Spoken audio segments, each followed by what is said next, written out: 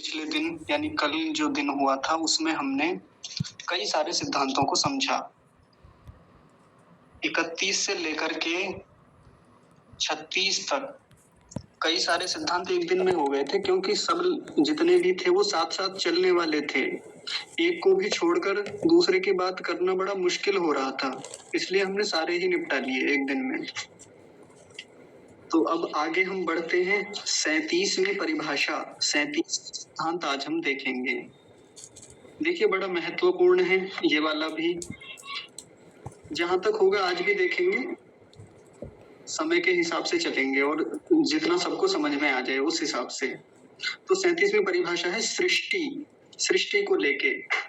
वैसे तो कल बहुत सारी बातें इस संबंधित हो गई हैं, लेकिन अब जैसे जैसे आगे परिभाषा ऋषि ने दी हुई है ये भी हमको एक बार पता चल जानी चाहिए, एक बार इसमें से होकर भी हमको गुजर जाना चाहिए, ताकि पता तो चले सृष्टि कहते किसको है। तो एक बार पढ़ेंगे, जो कर्ता की रचना करके कारण द्रव्य किसी संयोग विशेष से अनेक प्रकार कार्य रूप होकर वर्तमान में व्यवहार करने के योग्य होती है, वह सृष्टि कहलाती है ना। भाषा थोड़ी सी ऐसी लग रही होगी अटपटी सी कि भाषा कैसी है इनकी, ऋषि दयानंद की।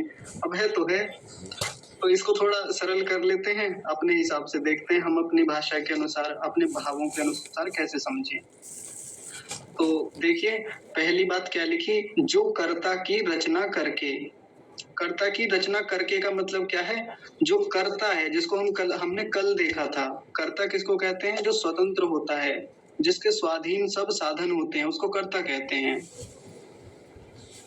तो ऐसा जो करता है, करने वाला है, और वो जो रचना करता है, जिस रचना को लेके चला है, तो वो क्या करता है, कारण द्रव्य किसी संयोग विशेष से अनेक प्रकार कारण द्रव्य को उठाता है। वो कारण द्रव्य मतलब रॉ मेटीरियल, कल देखा था ना, कोई किसी भी उपादान कारण को वो पकड़ेगा, उठाएगा, ग्रहण करेगा और क्या करेगा, संयोग विशेष करेगा। कुछ विशेष प्रकार के संयोग होंगे, उसमें जोड़ेगा, आपस में चीजों को मिलाएगा, इधर की चीजों को उधर जोड़ेगा, उसमें जोड़ेगा।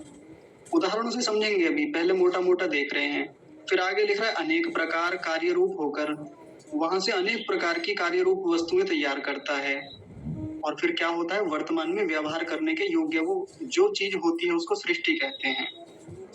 वर्तमान में जो व्यवहार करने योग्य हो जाए, व्यवहार करने योग्य मतलब जब हम उससे लाभ लेने लगे, जब हम उसे अपने व्यवहारिक जीवन का हिस्सा बनाने लगे, ये सृष्टि कहलाती है। अब सामान्य भाषा में समझते हैं, बिल्कुल वैसे ही उदाहरणों से, जैसा उदाहरण हमने कल समझा था। एक माता जी हैं जिन्होंने शाम के समय आटा गूंथना शुरू किया। आटा गूंथने की प्रक्रिया में उन्होंने आटा लिया, सूखा आटा, पिसा हुआ जो होता है, बिल्कुल वैसा। थोड़ा सा जल मिलाया, जल मिलाने में क्या किया, संयोग विशेष किया, जल के साथ, नमक के साथ, और भी कुछ डाल लिया उन्होंने, थोड़ा बहुत, जो भी कोई डाल सकती थी। थोड़ा डालते ना, और भी आटा डाल लेते, कई बार चने का डाल लिया, जौ का डाल लिया, ऐसे करके डालते हैं फाइबर्स के लिए। तो वो क्या किया, संयोग विशेष किया, तो अनेक प्रकार कार्य रूप होकर के। अनेक प्रकार कार्य रूप होने का मतलब कई बार रोटी बना ली जाती है, कई बार उसी से कचौड़ियां बना ली, पराठे बना लिए, इत्यादि। अनेक प्रकार कार्य रूप होता है ना। और कार्य रूप किसको कहते हैं, जो वस्तु बनकर तैयार हो जाती है उसी को कार्य रूप कहा जाता है। और यही जो पूरी प्रक्रिया है, ये जो व्यवहार करने योग्य हो जाती है, यानी पूरी रोटी जो तैयार हो गई, जो खाने योग्य हो गई, व्यवहार करने योग्य का मतलब क्या है, खाने योग्य हो गई, इसी को सृष्टि कहेंगे। हाँ, ये सृष्टि है। किसकी सृष्टि है, रोटी की सृष्टि है। सृष्टि से हमारा तात्पर्य कुछ ऐसी चीज से लगता है कि भाई जहां पूरे ब्रह्मांड का निर्माण किया जा रहा है, ये सृष्टि कहलाती है।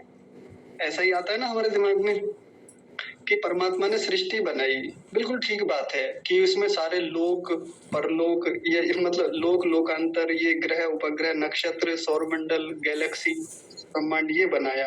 यही तो आता है हमारे दिमाग में जब भी हम सृष्टि शब्द सुनते हैं। हाँ, वो भी सृष्टि है, लेकिन सामान्य स्तर पे जो हम व्यवहारिक चीजें देखते हैं, जहाँ कोई करता है, करने वाला है, माँ है हमारी, संयोग विशेष किया उसने आटे का, पानी का, इत्यादि वस्तुओं का, और क्या किया, उसको कार्य रूप दे दिया। और वर्तमान में व्यवहार करने के योग्य रोटी तैयार होकर हमारे सामने आ गई। इस पूरी प्रक्रिया को क्या कहेंगे? रोटी की सृष्टि हो गई, रोटी का निर्माण हुआ, सृष्टि होना, ये कहलाता है सृष्टि। इस पूरी सृष्टि की प्रक्रिया में क्या क्या चीजें काम की हैं, क्या क्या चीजें महत्वपूर्ण हैं, जो हमने कल देखा था। कारण, कारण होना चाहिए, कारण जरूर होगा इस पूरी सृष्टि में, और एक कार्य रूप तैयार होगा, यानी कोई रॉ मटेरियल होगा और एक प्रोडक्ट होगा। ये दो चीजें होती ही होती हैं। और इस पूरी प्रक्रिया में और क्या होता है? एक निमित्त कारण होता है, जो बनाने वाला है, जो सृष्टि को करने वाला है। ये ना हो तो ये सृष्टि ना हो, रोटी बने ही ना, आभूषण बने ही ना, या इत्यादि जो भी हमने कल इतने सारे उदाहरण देखे। घड़ा देखा, घड़ा बनेगा ही नहीं यदि कुम्हार ना हो, वो घड़े की सृष्टि हो गई। जब वो मिट्टी को लेकर के पानी के साथ संयोग करके वो विशेष संयोग के द्वारा एक निर्माण करता है, कार्य रूप देता है, घड़े की सृष्टि है। सीधी सी बात है ना, एकदम सामान्य सी सरल सी बात है। कुछ भी हम जीवन में चीजें देखते हैं, हमारे सामने कोई भी वस्तु रखी हुई, टेबल रखा हुआ है, वो टेबल की सृष्टि की थी किसी व्यक्ति ने। कैसे की थी? एक कारपेंटर था, यानी निमित्त कारण था। कारपेंटर को क्या बोलेंगे? बढ़ई जो होता है, निमित्त कारण है। उसने कुछ लकड़ियां ली, सूखी लकड़ियां, ऐसे लक्कड़ जैसे पड़े हुए थे, सूखे हुए बेकार, लेके आया और काट छांट शुरू की, उनको आपस में जोड़ा फेविकोल लगा के, कीले ठोक ठोक के। तो ये जो कीले हैं, ये जो लकड़ियां हैं, नहीं क्षमा कीजिए, कीलों को तो भी अलग रख दें। ये जो लकड़ी है, लकड़ी क्या हो गई? उपादान कारण। कीले हो गई, और उसके हथियार जो हो गए, औजार जो हो गए, वो क्या हो जाएंगे? वो साधारण कारण हो जाएंगे। एक बढ़िया सा मेज बना के तैयार कर दिया उसने, कुर्सी बना दी, फर्नीचर बना दिया। ये फर्नीचर जो तैयार हुआ, इसको कार्य रूप द्रव्य कहेंगे। संयोग विशेष हुआ था ना, बहुत सारी चीजों को जोड़ा था उसने आपस में। कितनी कितनी सारी चीजें जोड़ी जाती हैं, बाद में करता है, पॉलिश भी करता है, इत्यादि बहुत सारी चीजें होती हैं उसमें। संयोग हो रहा है, ये संयोग के बिना कार्य रूप नहीं होता तैयार कभी भी। संयोग विशेष जरूर होता है, विशिष्ट संयोग हो रहा होता है उस वस्तु में। आप किसी भी वस्तु को देख लीजिए, कोई भी उदाहरण उठाइए, हर जगह यही चीजें मिलेंगी।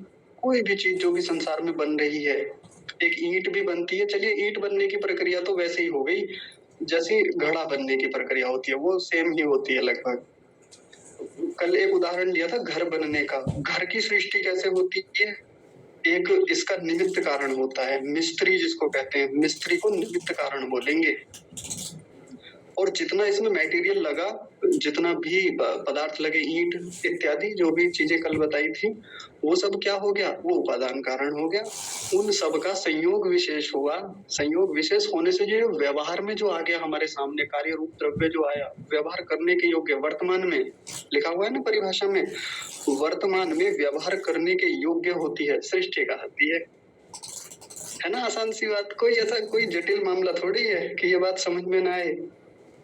और देखिए कमाल की बात, मजेदार बात, बहुत रोचक बात, ऋषि की शैली समझ में आ रही है सभी को। अगर ये सृष्टि की परिभाषा पहले नंबर पे दे दी होती, शुरू में दे दी होती, तो आज समझना कठिन हो जाता ना हमारे लिए, बहुत मुश्किल हो जाता। जिस दिन हमने आर्योदेश रत्नमाला पुस्तक पढ़ना शुरू किया, उसी दिन सृष्टि शब्द को दे देते, पहली परिभाषा में नहीं समझ पाते हम, मुश्किल हो जाता, बहुत कठिन हो जाता, बहुत चीजें, बेसिक चीजें हमको समझ नहीं होती उस समय। लेकिन निमित्त कारण को हम इतनी बार समझ के आए हैं। सबसे पहले तो परमात्मा को ही समझा था पहली परिभाषा में, फिर धर्म को समझा, इत्यादि बहुत सारी चीजें समझी। फिर कल की कक्षा में सभी कारणों को जाना हमने, कर्ता को जाना, कार्य रूप द्रव्य को जाना, उपादान कारण, निमित्त कारण, साधारण कारण इत्यादि। तो देखिए ऋषियों की शैली पढ़ाने का तरीका है, समझाने का तरीका है। पहले बेसिक चीजें समझाई जाती हैं हमेशा, फिर आगे की बात की जाती है। आज देखिए सृष्टि को समझना कितना आसान हो गया हमारे लिए। अब ये तो मैंने साधारण से मतलब साधारण से उदाहरण बताए जो हमको अपने व्यवहारिक जीवन में दिखते हैं सृष्टि के। व्यापक स्तर पे देख लें, बड़े स्तर पे परमात्मा को आधार बना के कैसे। तो जितना हमें ये बड़ा संसार दिख रहा है, इस संसार के बनने की प्रक्रिया में भी बिल्कुल यही प्रोसेस हो रही है। सृष्टि जो हो रही है इतनी, जब संसार में कुछ भी नहीं था, ये जो हमको जगत इस समय दिख रहा है, हम सैटेलाइट से भी देखते हैं, इतना बड़ा ब्रह्मांड दूर दूर तक दिखता है। इससे पहले जब ये कुछ भी नहीं था, तो जब परमात्मा ने इस कल्प ये जो चल रहा है इस समय, इसको कल्प बोलते हैं। ये सृष्टि खत्म हो जाएगी, एक नया कल्प शुरू होगा, इसको कल्प बोलते हैं। तो परमात्मा हर कल्प में क्या बनाता है? सृष्टि बनाता है। हमने खूब मंत्रों में सुना है, यथा पूर्वम कल्पयत, ऐसा आता है ना मंत्र में। तो वहां जैसी इस कल्प में सृष्टि की, वैसी ही पूर्व के कल्पों में की थी, और वैसी ही सृष्टि जैसी ये चल रही है, ऐसी ही सृष्टि अगले कल्पों में बनाएगा। कल्प मतलब आज की भाषा में जो पीरियड का शब्द हम यूज करते हैं, पीरियड, अगला पीरियड आएगा कभी, उसका फिर आगे बनाएगा अगली सृष्टि, बिल्कुल वैसी ही। ये सारी चीजें एक जैसी करता है हमेशा। कैसे करता है? तो जब कुछ भी नहीं था संसार में, तीन चीजें तो तब भी थी। क्या क्या थी? परमात्मा खुद था, आत्मा था, और मूल प्रकृति थी, यानी रॉ मटेरियल, कारण रूप द्रव्य है ना, वो भी थी उस समय। तो परमात्मा ने, जो परमात्मा निमित्त कारण है, उसने मूल प्रकृति को उठाया, ग्रहण किया। ग्रहण करने के बाद में क्या किया? फिर उसका संयोग विशेष किया। वो जो तीन जो गुण हैं, सत्व, रजस और तमस, उन्हीं को लेता है, बस उन्हीं से देखो इतना बड़ा संसार बना देता है। विलक्षण बात है, सामान्य बात नहीं है, और कोई साधारण ऐसा नहीं है कि बहुत आसान सा मामला है। परमात्मा के लिए तो आसान है, सरल है। हमारी दृष्टि से समझिए कितना मुश्किल मामला है, हम तो समझ ही नहीं पाते उन चीजों को कभी। केवल तीन ही कणों को लेकर के संयोग विशेष करके आपस में जोड़ के, कैसे जोड़ता है ये वो जाने, और जोड़ करके ऐसे कार्य रूप जगत को हमारे सामने वर्तमान में व्यवहार के योग्य कर दिया। वृक्ष बना दिए हमारे लिए, इतने सारे वृक्ष तैयार किए, वृक्षों का शरीर तैयार किया। किसके लिए? वर्तमान व्यवहार, इस तीसरी सत्ता के लिए जो जीवात्मा है उसके लिए। जीवात्मा का कोई रोल नहीं है अभी तक। देखिए, सृष्टि बनने की प्रक्रिया में जीवात्मा का विशेष रोल नहीं है, कोई विशेष योगदान नहीं है, लेकिन उसके लिए ये सृष्टि होती है, उसके भोग के लिए, उसके आगे व्यवहार करने के लिए ये सृष्टि तैयार की जाती है। कई बार कह दिया जाता है ना कि कोई भी ये जो आत्मा है यही ब्रह्म होता है, आत्मा कोई ब्रह्म कह दिया जाता है। तो आत्मा अलग है, उसके भोग के लिए, उसके लिए ये सृष्टि बनाई जाती है। फिर क्या करता है? कितने ही तत्वों का, कितने ही पदार्थों का परमात्मा निर्माण करता चला जाता है। इतने बड़े बड़े समुद्र बनाए, समुद्रों की सृष्टि की, ऐसा कह सकते हैं उसी भाषा में। बड़े बड़े पहाड़ों की, इतने सारे हम जल के स्रोत देखते हैं, नदी, नाले, तालाब, झील इत्यादि, भूमि का निर्माण किया, इतनी बड़ी पृथ्वी का निर्माण किया, इतनी सारी जातियों का निर्माण किया। जाति शब्द भी आएगा थोड़ी देर में, इसको भी देखेंगे। कुल मिला के इतनी असंख्य चीजें उसने बना डाली। ये सब इन वस्तुओं की क्या कहलाएगी? सृष्टि कहलाएगी। सृष्टि करता है, ठीक है ना। अभी ये हो गई परिभाषा। मुझे बताइए पहले, इतने में से, यानी इसी परिभाषा में किसी को कोई बात समझ में ना आई हो तो बताइए।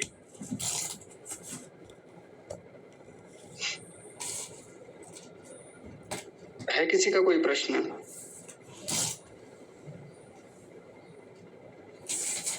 नहीं है? चलिए ठीक है, तो फिर ध्यान से समझते रहेंगे, क्योंकि एक समय ऐसा भी आएगा भविष्य में जब मैं पूछूंगा और आप बताएंगे। अभी तो केवल मेरे ही बोलने की प्रक्रिया चल रही है, एक समय ऐसा भी आएगा कभी जब मैं पूछूंगा और आप सुनाएंगे, और तब आप नहीं सुना पाएंगे तो फिर देखिएगा, फिर मैं सुनाऊंगा। आचार्य जी, ये तरीका आपका बहुत अच्छा है कि भाई आपको जो समझ में नहीं आया हो तो आप पूछ सकते हैं जी। हाँ, मैं वो चाहता ही नहीं कि केवल एक ओर से, यानी वन वे कम्युनिकेशन हो, केवल इधर से एक व्यक्ति बोलता रहे बाकी सब सुने, वैसा नहीं, सबकी भूमिका होनी चाहिए उसमें। तो चलिए अब हम अगली परिभाषा को देखते हैं। आसान आसान सी चीजें हैं, सरल हो जाएंगी। अगली जो 38वीं परिभाषा है वो है जाति को लेकर के। जाति, ये बड़ा महत्वपूर्ण विषय है। अभी मैंने थोड़ी देर पहले इसका नाम लिया, पहले भी कक्षाओं में लेके इसको बातें बहुत सारी हुई हैं जाति को लेकर के, और जाति को लेकर बड़ी समस्याएं भी हैं। जाति एक ऐसा शब्द है जिसमें आजकल तो इसको लेके बड़ा बवाल है, जाति जनगणना उसको लेके राहुल गांधी को बहुत धोया जा रहा है अभी वर्तमान में, पीछे भी धोया जाता रहा। और इसी जाति व्यवस्था के कारण ऐसा कहा जाता है कि जब से ये जाति व्यवस्था रही है तब से हमारे देश में बड़ी समस्याएं रही। हम गुलाम हुए जाति व्यवस्था के कारण, आज हमारी दुर्गति हो गई जाति व्यवस्था के कारण। आर्थिक हमको आरक्षण चाहिए जाति के आधार पर, इत्यादि कितनी ही बातें जाति को लेकर के बिगाड़ में आ गई हमारे यहाँ पे। तो पहले जाति को देख लेते हैं परिभाषा को, फिर व्यापक रूप से समझेंगे इसको।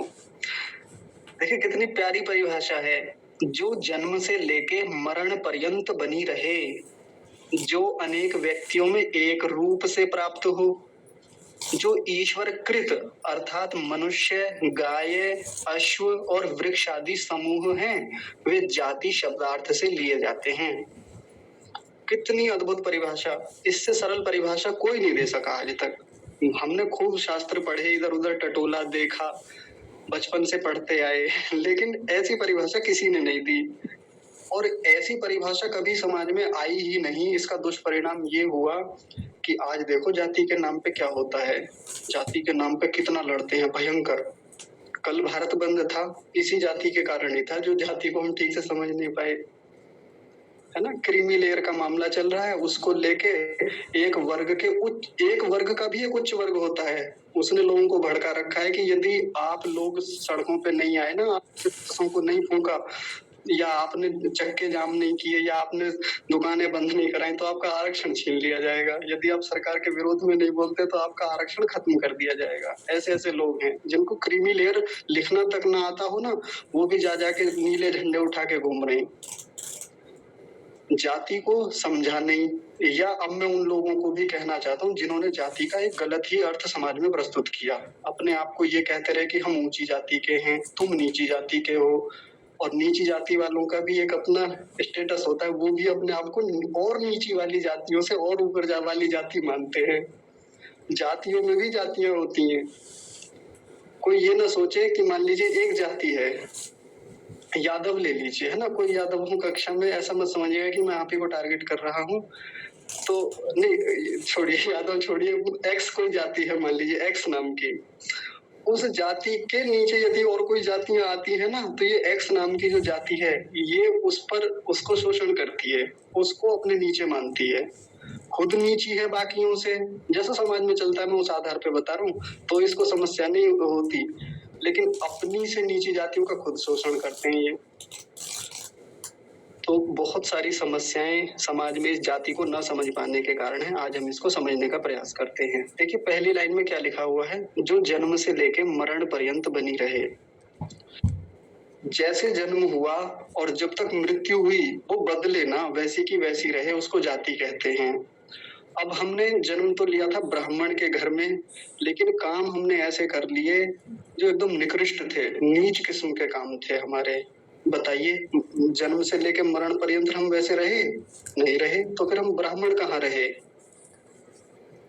जैसा आजकल चलता है जाति को लेके, एक व्यक्ति क्षत्रिय परिवार में जन्म लिया, लेकिन उसकी रुचि होती नहीं शस्त्र उठाने की, डरता है उन चीजों से। उसकी रुचि जमती है बिजनेस में, वो बिजनेस में जाना चाहता है, पैसा खूब कमाने की प्रवृत्ति है, वैश्य बनना चाहता है। वैश्य, आकार मत लगा देना पीछे, वैश्य कह रहा हूं मैं, तो उसकी वैसी प्रवृत्ति है। तो बताइए, जन्म से लेकर मरण पर्यंत वो वैसा बना रहा, नहीं बना रहा, तो ये भी जाति नहीं होती। ब्राह्मण कोई जाति नहीं है, क्षत्रिय कोई जाति नहीं है, वैश्य कोई जाति नहीं है, और शूद्र कोई जाति नहीं है। तो फिर जाति और क्या है, तो अगली पंक्तियों से पता चलेगा। जो अनेक व्यक्तियों में एक रूप से प्राप्त हो। बहुत सारी संरचनाएं हम देखें, बहुत सारे लोगों को देखें तो हमें एक जैसा दिखाई दे, उसको जाति कहते हैं। तो अभी भी बात पूरी स्पष्ट नहीं हुई, लेकिन कुछ उदाहरण दिए तो यहाँ से बात समझ में आ गई। तो पहला कह दिया जो ईश्वर कृत है, सबसे पहली शर्त हो गई, जाति हमेशा ईश्वर कृत होती है। मनुष्यों द्वारा बनाई हुई चीजों को जाति नहीं कहते। जैसे हमें बना दिया कि आप जो हैं चौहान हैं, आप जो है यादव हैं, आप जो है शर्मा जी हैं, आप जो है वर्मा जी हैं, आप जी हैं, आप वो जी हैं। ये किसने बनाए? ये तो मनुष्यों ने बनाए ना, ये ईश्वरकृत थोड़ी है। जाति तो ईश्वरकृत होती है, लिखा हुआ है जाति ईश्वरकृत है। और उसके कुछ उदाहरण दिए, जैसे मनुष्य, पूरे मनुष्यों को एक ही जाति में ला दिया, कोई ऐसी डिवाइड वाली बात ही नहीं कि इनको भी तोड़ा जाए जातियों में। यहाँ से एक बात क्या निकल के आई कि जाति ईश्वर कृत होती है, ना कि मनुष्य कृत। मनुष्य द्वारा नहीं बनाई जाती जाति। ऋषि दयानंद ने इस जाति शब्द को लिखने के लिए बड़ा विचार किया होगा। बड़ी महत्वपूर्ण बात है ये, क्योंकि उस समय भी जाति व्यवस्था थी जब ऋषि दयानंद थे, और अगर इस जाति शब्द को ना खोला जाता, इसकी व्याख्या ना की जाती, इस पर चर्चाएं ना की जाती, तो जाति की वही चीजें आर्य समाज में भी होती जो आजकल बाकी जातियों में है। बाकी लोगों के बीच जाति का एक कंसेप्ट चलता है। हालांकि जो लोग आज तक आर्योदेश रत्नमाला को नहीं पढ़ पाए, तो मैं तो सीधा कहता हूँ वो आर्य समाजी भी जातिवाद में पड़े हुए हैं आज भी।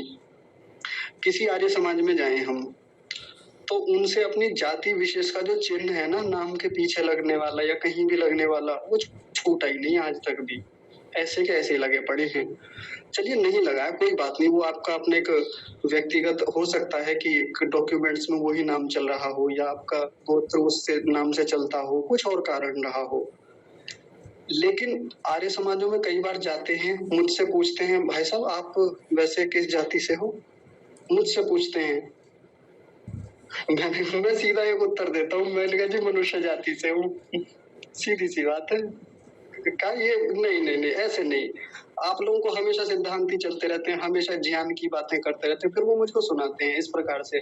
आप लोग वही हमेशा शास्त्रों वाली बात की मनुष्य जाति, अरे आज की व्यवस्था के अनुसार बताइए ना किस जाति से हैं।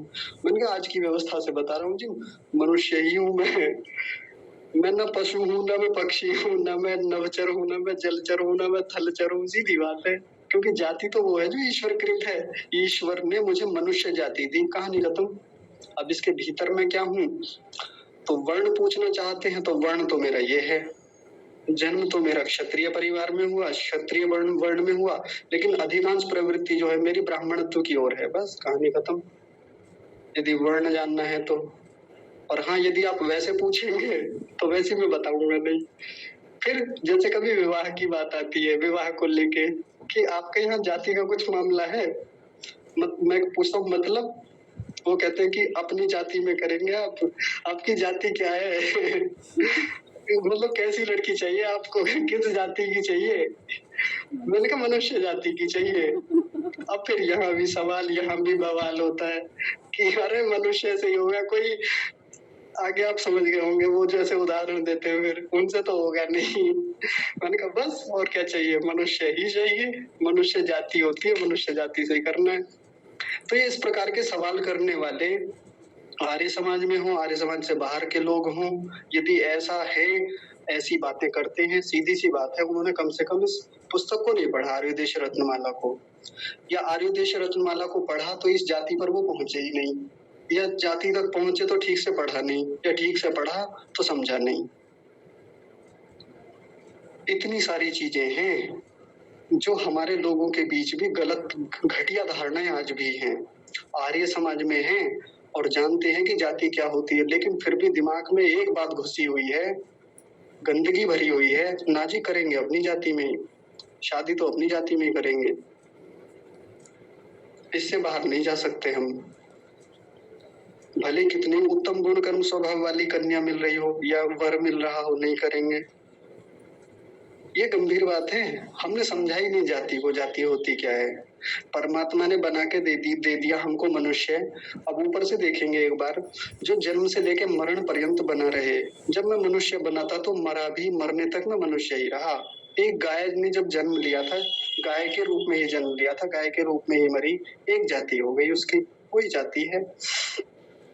एक तोता है, जब उत्पन्न हुआ था तोता ही उत्पन्न हुआ था, मरा तब भी तोता ही होकर मरा। ऐसा नहीं कि जन्म लिया था तब तोता था, जब मरा तब बकरी था, बकरी के रूप में प्राण त्यागे, ऐसा थोड़ी होता है। तो जाति होने के लिए एक शर्त पहली क्या है, फिर से देख लेंगे, जो जन्म से लेके मरण पर्यंत बनी रहे। अनेक व्यक्तियों में एक रूप से प्राप्त हो, यानी जो एक जाति के हैं सब एक रूपता होगी उनमें। तोते सब एक जैसे होते हैं, है ना। कौवे सब एक जैसे होते हैं, मेंढक सब एक जैसे होते हैं, सांप सब एक जैसे होते हैं। हाँ, उनमें थोड़ी भिन्नताएं अलग दृष्टि से होती हैं, लेकिन होते एक जैसे ही, एक रूपता होती है अधिकांश चीजों में उनकी। तो हो गया ना। और ईश्वर कृत होते हैं, ये हो गया जाति। और जैसा कि एक बार जब हम सब लोग चर्चा कर रहे थे कर्मफल सिद्धांत को लेके, तो परमात्मा हमारे कर्मों के अनुसार सबसे पहली चीज यदि कोई निर्धारित करता है कि इसको इसके कर्मों के अनुसार कोई चीज दी जानी चाहिए, तो क्या देता है हमको? जाति देता है। किस जाति में जन्म देना चाहिए? आज समझ में आ रही है ना ये जाति, जो कभी कई महीनों पहले जाति की चर्चा हुई थी, कर्मफल सिद्धांत को लेके हमने बातें की थी। मेरे अच्छे कर्म हैं, बहुत अच्छे काम मैंने किए इस जन्म में, तो परमात्मा जब मेरा हिसाब करेगा, जब मुझको अगले जन्म के लिए निर्धारण करेगा कि क्या देना चाहिए, तो सबसे पहली चीज जो निर्धारित करता है वो जाति ही करता है। यदि अच्छे कर्मों की लिस्ट बड़ी है तो फिर क्या करेगा? मनुष्य जाति देगा। सीधी सी बात है कि इन सभी जातियों में सबसे श्रेष्ठ जाति मनुष्य की ही होती है, सबसे उत्तम योग्यता। बाकी सब प्राणियों के मुकाबले जो मनुष्य जाति है वो कैसी है? बुद्धि के मामले में या साधनों के मामले में, जो पीछे साधन देखे थे हमने कि जिसके स्वाधीन सब साधन होते हैं उसको कर्ता बोलते हैं, तो जितने भी कर्ता मिलेंगे, जितनी जातियां मिलेंगी, उन सब में मनुष्य जाति सर्वोत्तम है। क्यों? क्योंकि इसके स्वाधीन सब साधन होते हैं, सबसे ज्यादा साधन इसी के पास हैं और उत्तम कोटि के हैं, इसलिए इसको सर्वश्रेष्ठ जाति कहा जाता है, मनुष्य जाति को। तो परमात्मा क्या चीज सबसे पहले देता है? हमको जाति देता है, बढ़िया सी जाति। यदि हमारे कर्म बहुत अच्छे हैं, कुछ कम है तो कुछ और नीचे की जाति दे देगा।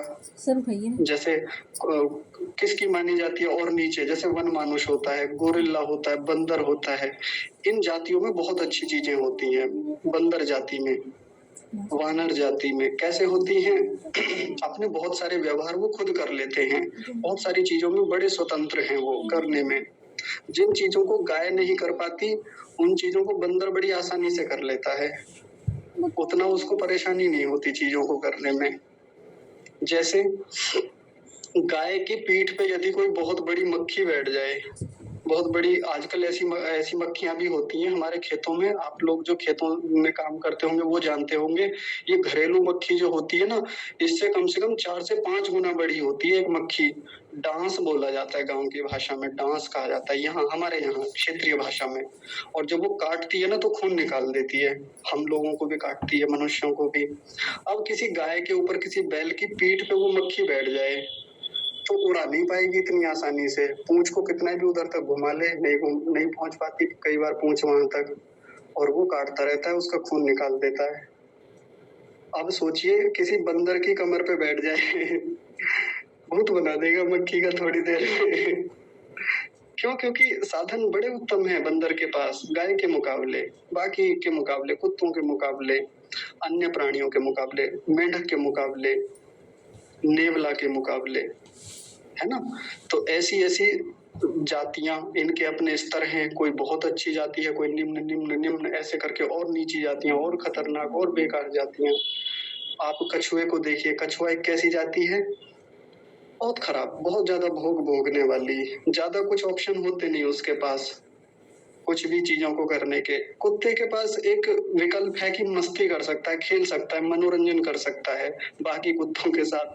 कई बार मनुष्यों के साथ कुत्ते बढ़िया से खेलते हैं, धूमधाम से घूमते हैं, मिठाई तक खाते हैं, फल तक खा लेते हैं, इतनी अच्छी उनके पास स्थितियां हो जाती हैं। अच्छी जाती है कुत्ते की भी। कछुए के पास ज्यादा विकल्प होते नहीं, ज्यादा कुछ स्थितियां है नहीं कि वो कुछ खेल सके, गेंद से खेल सके या कुछ वैसे। होता है क्या? कुछ होते हैं, कुछ प्रशिक्षित कछुए होते हैं जो कुछ काम कर लेते हैं थोड़ा बहुत, लेकिन बहुत ज्यादा होता नहीं उनके पास। में दिखते हैं ना कुछ कछुए ऐसे होते हैं कि जो मनुष्यों के निर्देश में चलते हैं, थोड़ी बहुत मस्ती मजाक उनकी भी होती है, लेकिन बहुत न्यून होती है बाकी जातियों के मुकाबले, ऐसा समझना चाहिए। अब एक जो गहरी बात है, जो इससे आगे की थोड़ी सी गहरी बात है, जो परिभाषा में नहीं है, जो सीधे सीधे यहाँ समझाई भी नहीं जा सकती, क्योंकि परिभाषा ही तो दे सकते हैं, अब आगे का सिद्धांत थोड़ी बताएंगे या आगे की और बात थोड़ी बताएंगे। वो बात बहुत गहरी है, कर्मफल सिद्धांत से जुड़ी हुई है। हमको मनुष्य जाति मिली, हमारा बड़ा सौभाग्य है। ऐसा नहीं कि फ्री में मिली, ऐसा नहीं कि ऐसे ही फोकट में मिल गई, पुरुषार्थ है जी हमारा, परमात्मा की भी कृपा है, उन्होंने दिया है हमको, लेकिन इसके पीछे मेहनत तो हमारी है। इसके पीछे जो जो कुछ जोड़ा हुआ है वो तो हमारा अपना है। अब इसको बेकार निकालना है, ऐसे ही जाया करना है, व्यर्थ में निकाल देना है, ये हमारे ऊपर है, या इसका सदुपयोग करना है, ये भी हमारे ऊपर है। केवल जाति की परिभाषा पढ़ लें, सिद्धांत को समझ लें, ये मुख्य बात थोड़ी है। हाँ, वो भी समझना होता है, पहले सिद्धांत ही समझना होता है हमको। बेटे, जी माता जी। बेटे, मैं ना जरा बाहर जा रही हूँ तो मैं लेफ्ट हो रही हूँ बेटा। हाँ ठीक है, कोई बात नहीं। तो महत्वपूर्ण बात क्या निकल के आई यहाँ से? केवल परिभाषा समझ लेना उतनी महत्व की बात नहीं है, उस परिभाषा को समझ के जीवन में व्यवहार में लेके आना, उसकी उपयोगिता को समझना, ये बड़ी महत्व की बात है। अब हम लोगों को मनुष्य जाति मिली, भाई बाकी जातियों के मुकाबले हमारे पास विकल्प बहुत ज्यादा हैं, बाकी जातियों के मुकाबले साधन हमारे पास ज्यादा हैं, उन्नति के अवसर बाकी जातियों के मुकाबले हमारे पास अधिक हैं। तो फिर क्यों हम प्रयास ना करें, क्यों हम बाकी जातियों की तरह उन्हीं की तरह हम जीवन को निकाल दें? ये आगे की बात है जो यहाँ नहीं लिखी हुई है, ये जो सीधा सीधा संकेत है भी नहीं, यहाँ पे संकेत भी नहीं है यहाँ पे ऐसा लिखा हुआ। लेकिन जैसा कि हम हमेशा चर्चा करते रहे हैं कि हमें आगे की चीजों पे भी ध्यान देना चाहिए, और ये पुस्तक ऐसी व्यवहार की पुस्तक है नहीं सीधे सीधे कि व्यवहार बताएगी हमको यहाँ पे, उसके लिए बाकी पुस्तकें हैं ऋषि की। तो उत्तम जाति मिली है तो उत्तम जाति के लिए प्रयास किया जाए, लेकिन यदि उत्तम जाति मिलने के बाद भी सदुपयोग ना किया, या वो जोड़ या वो संग्रहित ना किया हमने जो करना योग्य है हम सबको, तो फिर आगे बाकी जातियां तो हमारा इंतजार कर रही है कि नहीं कर रही हैं? बिल्कुल कर रही हैं। आगे यदि हमारे, अब तो देखिए अच्छे कर्म थे तो उनके बदले में ये मनुष्य जाति मिल गई है ना, लेकिन ये जब मिली है तो पुण्य कर्माशय कम हो गए बहुत सारे जो जोड़ के रखे हुए थे हमने। मान लीजिए मैंने इसमें इस जन्म में कुछ अच्छे कर्म किए, कुछ पुराने थे, उनको सबको मिला के 60 हो गए, 60 अच्छे कर्म हो गए, 40 बुरे कर्म है मेरे। तो ये जो 60 अच्छे कर्म है इनके अनुसार परमात्मा ने मनुष्य बना दिया मुझको, लेकिन अब ये 60 के 60 ऐसे थोड़ी बने रहेंगे भाई। जब कुछ मुझको मिल गया, मुझको परमात्मा ने कुछ उसके बदले में दे दिया, तो ये तो कम हो जाएंगे ना, ये तो मेरे पास से कुछ तो खर्च होगा। क्या खर्च होगा? जो अच्छे कर्म हैं। अब ये 60 ही थोड़ी रहेंगे, 60 से घट के हो सकता है ये 40 पे पहुंच जाएं। तो अगर इस जन्म में भी अच्छा नहीं किया, इस जन्म में भी पुण्य नहीं किया, उपकार के काम नहीं किए, या निस्वार्थ रूप से साधना नहीं की, निष्काम कर्म करके उन्नति के लिए प्रयास, मुक्ति के लिए प्रयास नहीं किए, तो फिर कुछ ज्यादा होगा नहीं हमारे पास विकल्प आगे के लिए, अगले जन्मों के लिए या मुक्ति के लिए स्थितियां होंगी नहीं हमारी, क्योंकि खर्चा तो बहुत कर लिया हमने। फिर और जितना अच्छा अच्छा भोगते रहे, कई लोगों को मैं देखता हूँ कि अच्छे परिवार में जन्म मिला, जो कि उनके अच्छे कर्मों के अनुसार मिला, या जहां भी मिला, लेकिन ऐसे भोगों में लिप्त हो गए कि दूसरों के साधनों पे रहना, दूसरों की स्थितियों में रहना, दूसरों के द्वारा दिए हुए लाभ पर ही अपना जीवन यापन करना, ये और भी खराब स्थिति है। जाति खराब करना ये अपनी। भाई मान लीजिए मेरा जन्म इस परिवार में हुआ, लेकिन मुझे किसी ऐसे व्यक्ति ने गोद ले लिया जो बहुत धनाढ्य है, बहुत अमीर व्यक्ति है, उसने मुझको गोद ले लिया, बुला बस कि आप हमारे पास रहिए, मैं उनके पास रहने लगा। अब वो मुझे बिना बात के, बिना किसी मेरी योग्यता के, बिना मेरे पुरुषार्थ के मुझे कह रहे हैं कि आप 1 लाख रुपए आपको मैं महीने के देता हूँ, या इतने रुपए ले लीजिए, आप आराम से मौज करिए, मस्ती करिए, आपको कोई टेंशन लेने की जरूरत नहीं है, जब तक मैं हूँ आप रहिए मेरे भरोसे, और कोई चिंता करने की आवश्यकता नहीं, जो आपको करना है आप कीजिए। मैंने मेहनत थोड़ी की थी किसी चीज के लिए, लेकिन फोकट में मिल रहा है मुझे, उधर से मजे में मिल रहा है। जाति खराब करना है ये अपनी जाति को व्यर्थ गंवाना है। जो मुझको करना था इस मनुष्य जाति के लिए नहीं किया मैंने। ये तो मैंने एक बहुत बड़ा उदाहरण दिया। सामान्य रूप से हम खूब ऐसे काम करते रहते हैं। कुछ लोगों को देखते हैं कि कहीं भी किसी के पास चले जाएंगे और उसकी सुविधाओं का लाभ लेते हैं, अपना कुछ उसको देते नहीं है। मान लीजिए कहीं मजबूरी में हमको जाके कहीं रहना पड़ा, कहीं जाना पड़ा, कहीं गुरुकुल में जाना पड़ा। कुछ लोगों को देखते हैं ना कि मनुष्य जीवन मिला तो किसी आश्रम में चले गए, किसी गुरुकुल में जाके रहने लगे। अब बस पड़े हैं आराम से, भोजन मिल ही जाता है सुबह शाम बढ़िया से, सात्विक भोजन मिलता है, थोड़ा बहुत प्रवचन सुनने के लिए मिल जाते हैं, हवन वगैरह कर लेते हैं और मजे की जिंदगी जी रहे हैं आराम से। घटिया बने हैं, कोई लाभ नहीं है ऐसे जीवन का। आपने उस गुरुकुल या उस आश्रम के लिए तो कुछ पे नहीं किया किसी भी रूप में, भले ही पैसे नहीं थे कोई बात नहीं, शारीरिक रूप से आप कुछ और में मदद करते, आपके पास योग्यता है पढ़ाने की या कोई और दान करने की किसी और रूप में, तो आप वो करते, करना चाहिए था आपको, नहीं किया आपने। बेकार कर रहे हैं अपनी जाति को, आगे के लिए स्थितियां बिगाड़ रहे हैं। हम कहीं भी जाएं, किसी के भी आश्रय में रहें, किसी की भी सन्निधि में रहें, किसी के भी उपकार पर हम जब आजीविका को चला रहे हों, अपनी ओर से पुरुषार्थ होना चाहिए, ये जाति की सार्थकता होती है। पूरी मेहनत लगाएं उस व्यक्ति के लिए। और देखिए, मैं छोटे छोटे उदाहरणों से बात करता हूँ, एकदम जो इस परिभाषा में सीधे सीधे नहीं है। कई बार मैं देखता हूँ कि कुछ लोगों की प्रवृत्ति होती है फ्री का खाने की, कहीं भी जाने की, गए तो जैसे देखा कि रास्ते में भंडारा लगा हुआ है या कहीं कोई भी कुछ भी बांट रहा है तो जाके एकदम हाथ फैला देंगे, लाइए जी प्रसाद, प्रसाद ही तो, प्रसाद को मना नहीं करते। एक ऐसा कंसेप्ट चलता है हमारे यहाँ पे, प्रसाद को मना नहीं किया जाता है और बस जहाँ मिला लपेटना शुरू, और घर पे भी बांध के ले आएंगे।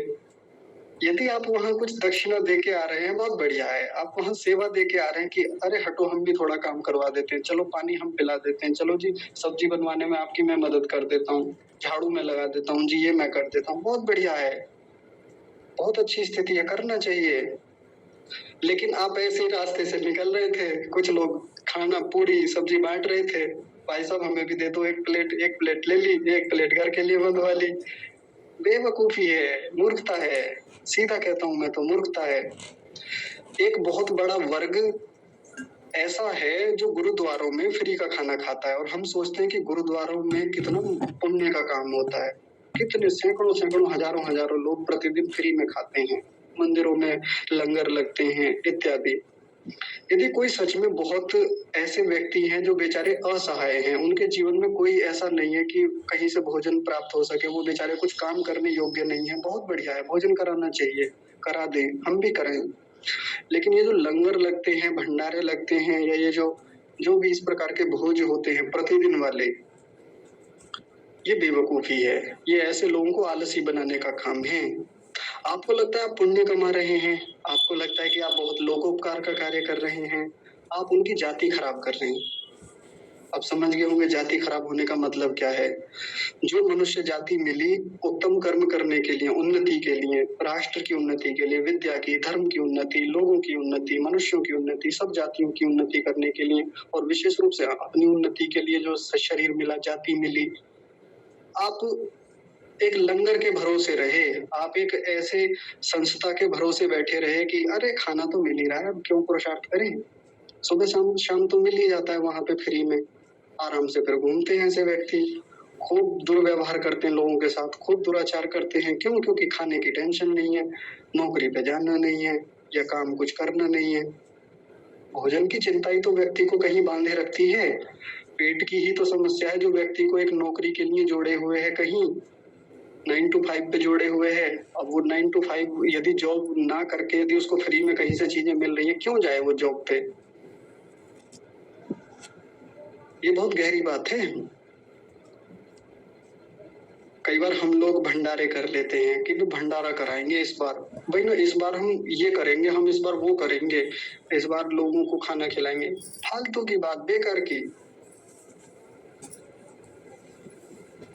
इसी सिद्धांत से जुड़ी हुई बात है, जाति खराब कर रहे हैं हम अपनी, इस जन्म में जो हमको करना योग्य है, जो हमको करके इस जाति को सार्थक करना चाहिए, अगली जातियों के लिए तैयारियां करनी चाहिए और उत्तम स्थितियों के लिए और विशेष रूप से मुक्ति के लिए हमको तैयारी करनी चाहिए, वो तो की नहीं, और इनको व्यर्थ के कामों में निकाल दिया, ये सोच के कि ये तो धर्म का काम है, ये सोच के कि ये तो बड़ा पुण्य का काम है।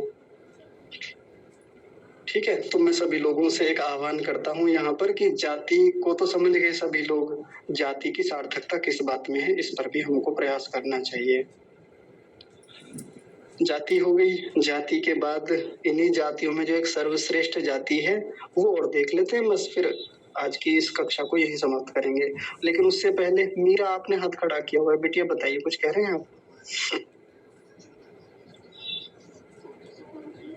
मीरा।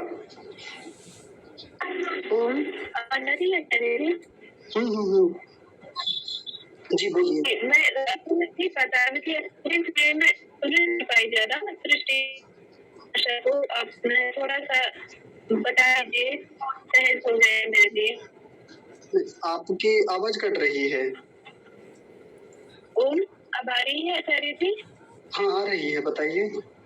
मैं ये कह रही हूँ कि मैं जब आप सृष्टि की परिभाषा बता रहे थे तो मैं बाजार में थी तो वहाँ सुनाई नहीं दे रहा था, तो अभी आप बता दीजिए, थोड़ी सहज हो जाएगी मेरे लिए। नहीं, बाद में बता देंगे आपको, अलग से बता देंगे, फिर सबके सामने रिपीट करना पड़ेगा वही। ठीक है। हाँ ठीक है। बाकी किसी को और कुछ पूछना जाति में से, या किसी को कोई बात समझ में ना आई हो? नहीं। हाँ ठीक है, चलिए तो बस मनुष्य को और देख लेते हैं, आज मनुष्य तक हो जाएगा। मनुष्य किसे कहते हैं? हमको तो यही लगता है कि मनुष्य, ये सामने जो खड़ा हुआ है ये मनुष्य ही है, ये जो बोल रहा है ये मनुष्य है, ऐसा ही तो समझा जाता है। लेकिन देखिए उसमें गहरी बात है। ऋषि ने लिखा, छोटी सी बात है, बस पूरी हो जाएगी थोड़ी देर में। अर्थात जो विचार के बिना किसी काम को ना करे उसका नाम मनुष्य है। जो विचार के बिना किसी काम को ना करे, या इसका थोड़ा सा रूप परिवर्तन कर दे इस परिभाषा का, तो क्या कहेंगे? जो विचार करके किसी काम को करे, विचार पूर्वक, मनन पूर्वक, चिंतन पूर्वक काम करे, उसको मनुष्य कहा जाएगा। तो फिर किसी का प्रश्न हो सकता है कि जी अगर कोई मनुष्य देह धारण किए हुए है, मनुष्य का शरीर धारण कर रखा है, लेकिन विचार नहीं करता काम करने से पहले, ऐसे बिना विचारे काम करता रहता है, तो उसको मनुष्य कह सकते हैं क्या? नहीं कह सकते, सीधी बात है, नहीं कहेंगे। मनुष्य में और बाकी जातियों में यही भेद है कि मनुष्य जो भी काम करता है विचार करके करता है, और मनुष्य के अलावा जो भी जातियां हैं उनके पास विचार की शक्ति ज्यादा नहीं होती, विचार करने की, मनन करने की, सोचने की भीतर से। उनके पास बहुत ज्यादा संवेदनात्मक स्तर पर चीजें नहीं होती हैं बस, लेकिन वो बहुत न्यून है या किसी अलग प्रकार से हैं।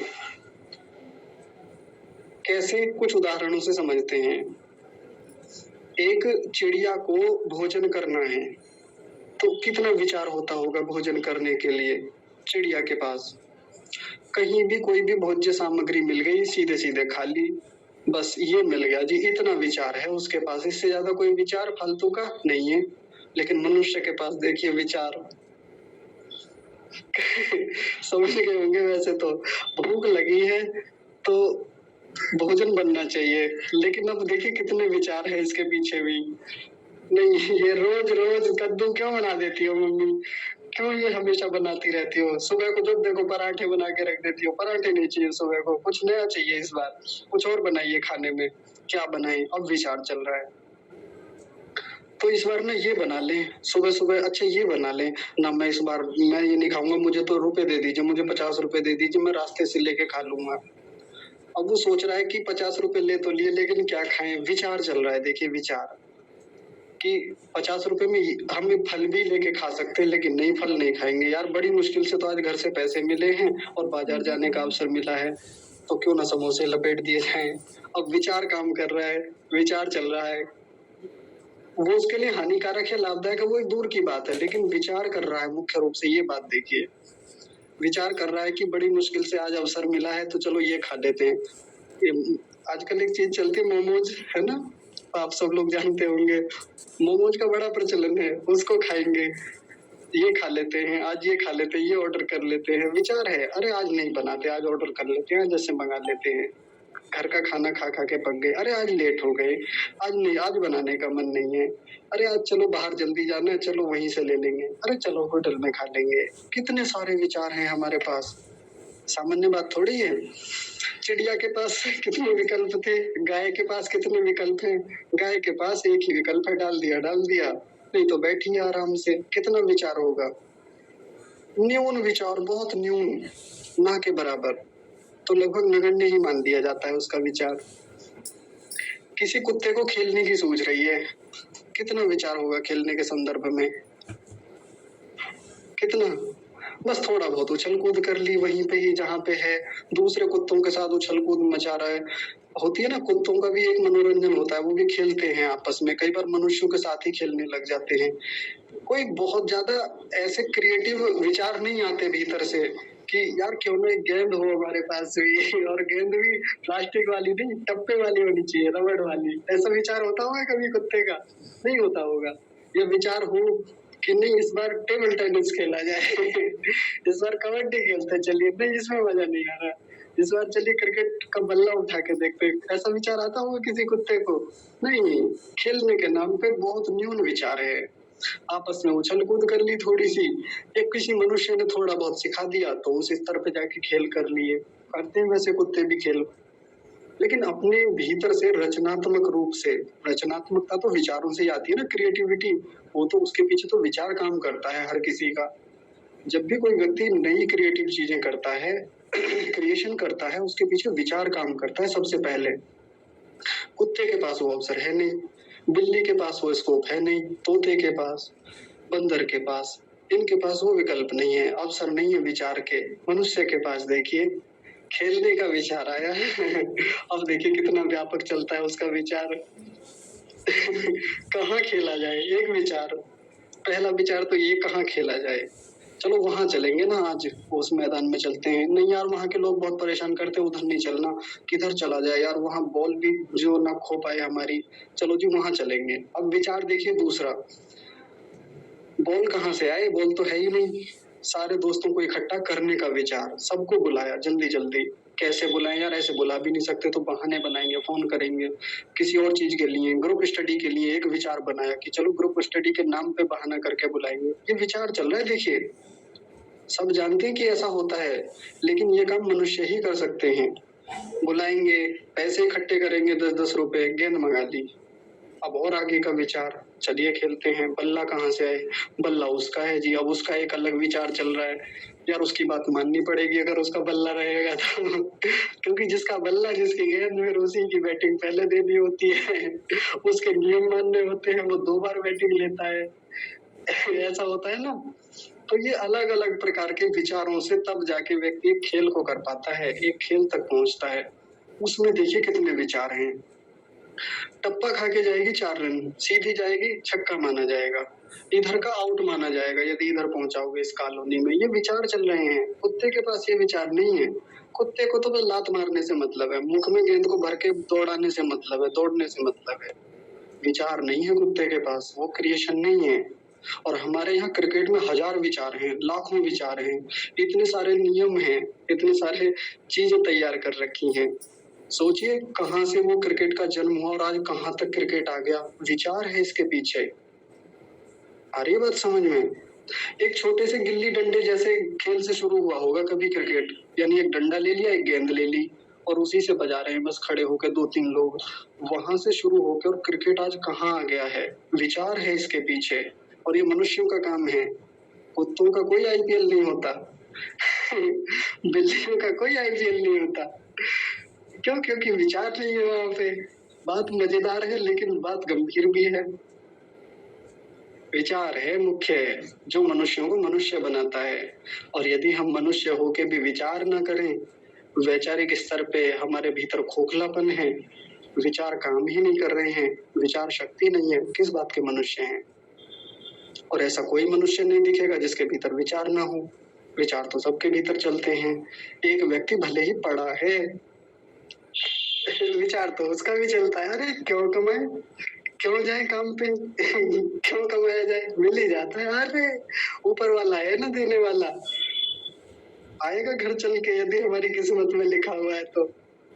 सिखा रखा है ना, अजगर करे न चाकरी, पंछी करे न काम, दास मलूका कह गए सबके दाता राम। तो जब अजगर को देखा कभी नौकरी करते हुए, अजगर करे ना चाकरी, किसी की नौकरी नहीं करता। पंछी करे ना काम, पंछी कभी काम करते हुए देखे कि कभी खेत में जाके वो कुछ जुताई बुआई कर रहे हो, किसी की जाके फाइल बना रहे हो, किसी के कंप्यूटर पे काम कर रहे हो? पक्षी ऐसा करते हैं कभी? कभी नहीं करते।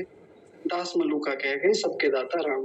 एक मलूक दास कोई हुए हैं, जैसे कबीर दास, रहीम दास, तुलसीदास, ऐसे कोई मलूक दास भी हुए हैं, बहुत महान कोई रहे होंगे विद्वान। उन्होंने एक बात कही कि सबके दाता जो है कौन है? वो राम है।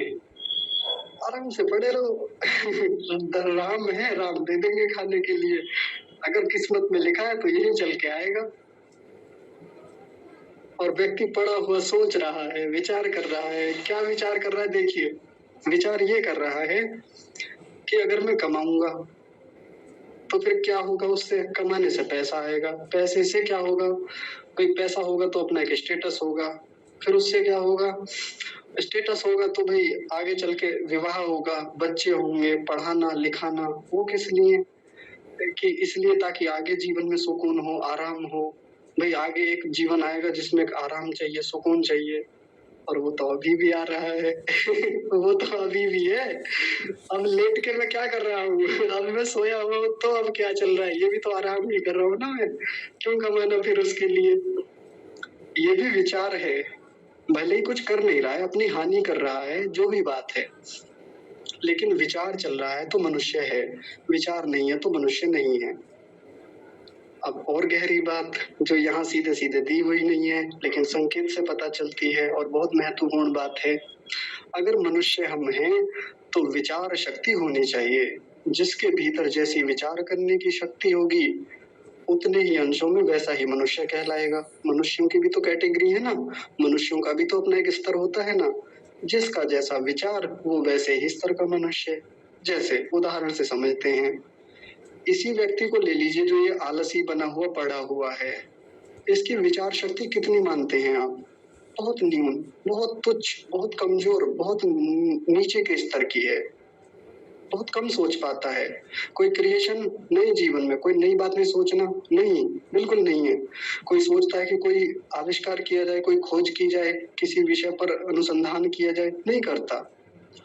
और एक व्यक्ति वैज्ञानिक स्तर का ले लीजिए, कोई वैज्ञानिक को पकड़ लीजिए, उसका विचार देखिए, कितना व्यापक विचार है, कितना गहनता से विचार करता है, मनन कितना गहन स्तर का है, कितनी एकाग्रता में जाके चीजों को सोचता है, देखता है। जहां सामान्य मनुष्य देख भी नहीं पाता, समझ भी नहीं पाता, वहां ये गहराई से विचार कर पाता है, बहुत गहनता से, जो इसको श्रेष्ठ मनुष्य बनाता है। और यही हल्का विचार, कमजोर विचार उसको बेवकूफ मनुष्य बनाता है, मूर्ख, आलसी मनुष्य बनाता है। विचार की बात है। और अलग थोड़ा सा ले जाके कहें तो भगत सिंह क्या कहते थे? भगत सिंह का एक कोट है, बड़ा प्रसिद्ध है कि क्रांति की, क्या कहते हैं, क्रांति की तलवार तो विचारों की शान पर तेज होती है। ऐसा कहा जाता है ना कि कोई भी क्रांति की जो तलवार है, क्रांति नाम की तलवार, वो तो विचारों की शान पर तेज होती है। शान क्या होता है? शान का मतलब होता है जिस पे तलवार को रगड़ा जाता है, धार बनाई जाती है, वो तो विचारों पे ही कोई क्रांति खड़ी होती है। यानी हमको कभी भी परिवर्तन करना हो, कितना भी बड़े से बड़ा, अपने जीवन में परिवर्तन करना हो, परिवार में परिवर्तन करना हो, समाज में परिवर्तन करना हो, राष्ट्र पे, पूरे पृथ्वी पे परिवर्तन करना हो, तो उसके पीछे कोई विचार ही होता है जो परिवर्तन करने पे मजबूर करता है।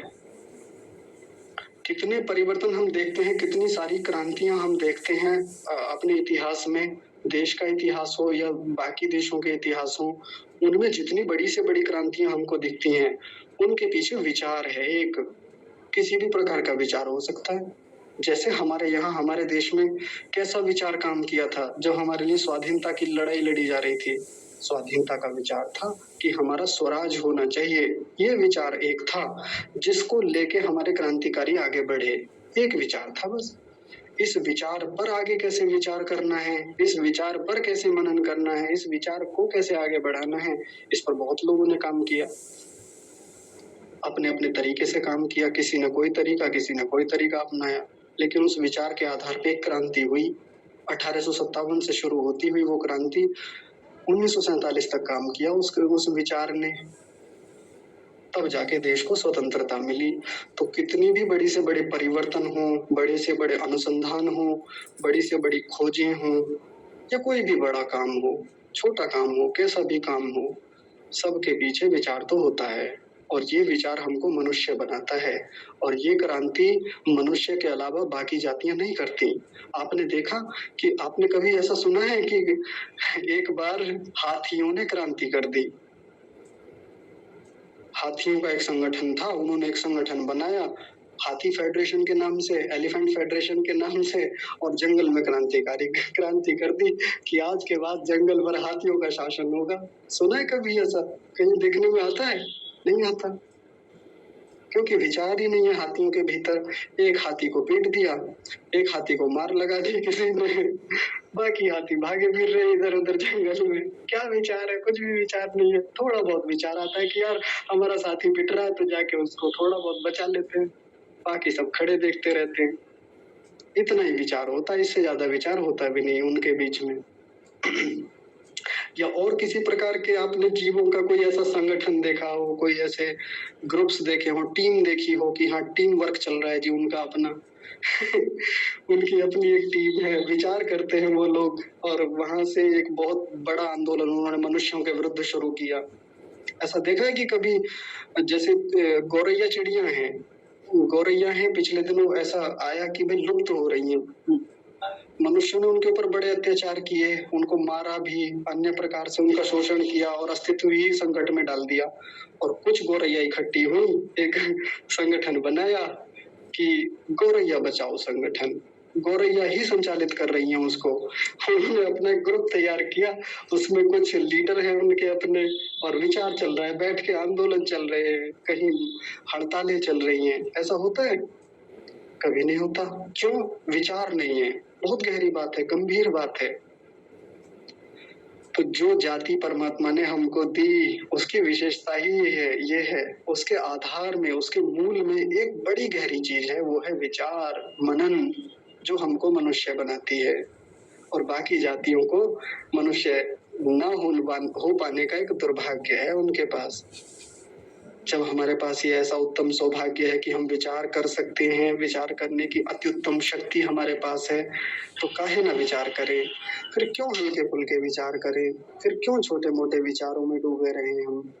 क्यों फिर ऐसा विचार लेके हम घूमते रहें, पड़े रहें कि उसने ये कह दिया, उसने वो कह दिया, उससे लड़ाई हो गई, उससे झगड़ा हो गया, वो सुनता नहीं, वो मानता नहीं।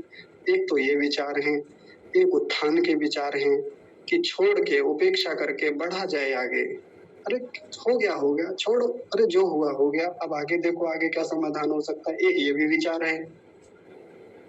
एक ये भी विचार है कि जहां हम केवल स्वार्थ के लिए लगे रहे, जहां हम केवल इसलिए लगे रहे कि अरे बस अपने को मिल जाए, अपने पास आना चाहिए। एक वो भी विचार है कि यार समाज का कल्याण कैसे किया जाए, राष्ट्र के लिए कैसे प्रयास किए जाएं, लोगों के उपकार के लिए कैसे प्रयत्न किए जाएं। एक ये भी विचार है। निर्णय हमारा है, हमको अपने विचारों को कहाँ पहुंचाना है, हमको किस स्तर का मनुष्य बनना है।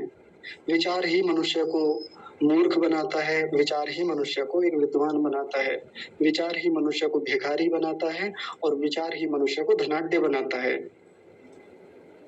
एक विचार ही तो है जो मुकेश अंबानी जी को वहां तक पहुंचा देता है, इतने ऊपर। एक विचार काम करता है उनके जीवन में, या इनके जितने भी साथ के रहे, धीरू भाई अंबानी इत्यादि, उनके जीवन में की हम घटनाएं पढ़ते सुनते रहते हैं। एक विचार आया था, होटल में जाके बैठते थे, वहां के जो लोग आते थे, धनाढ्य लोग, उनकी बातें सुना करते थे। भले उसके लिए वहां जाके एक कॉफी पीते थे, चाय पीते थे, सैकड़ों रुपए खर्च हो जाते थे, जबकि होते भी नहीं थे उतने रुपए, लेकिन होटल में जाके बैठना, 5 स्टार होटल्स में जाके बैठ के, विचार था ये कि मैं जाके सुनूं तो सही कि इतने धनाढ्य लोगों के बीच बातें क्या होती हैं। विचार है।